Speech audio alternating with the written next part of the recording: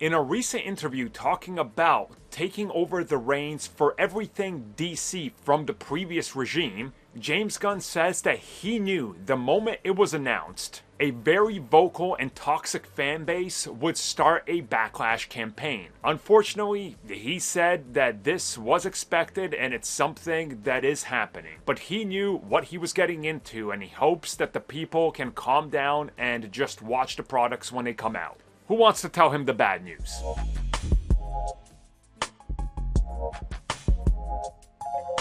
So yeah, once again, this comes at us directly from James Gunn.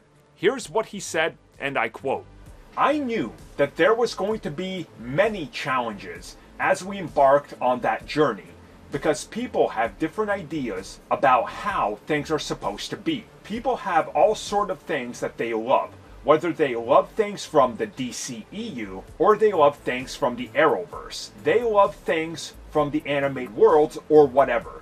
This is something that we knew was going to be a ring of fire that we were going to have to walk through." Now, outside of this one quote, he also goes on and talks a lot more about this idea. And he does it on Michael Rosenbaum's podcast, where he really talks about what it's like to be a DC fan, the expectations, the previous versions of DC films, what those people were doing, what mindset Zack Snyder had, for example, when he was tackling it for WB, and the sort of changes and flows that have gone through changes within WB and DC. And it's really sad to see that he just kind of knows, and Peter Safran knew, that toxicity was going to dominate the conversation. And that's really unfortunate, because they're trying to give DC fans the best that they can. And already, they've done nothing, literally showed nothing, but everything they say and have teased and or talked about is met with constant toxicity. It's just unfortunate that this is what the fan base has literally become.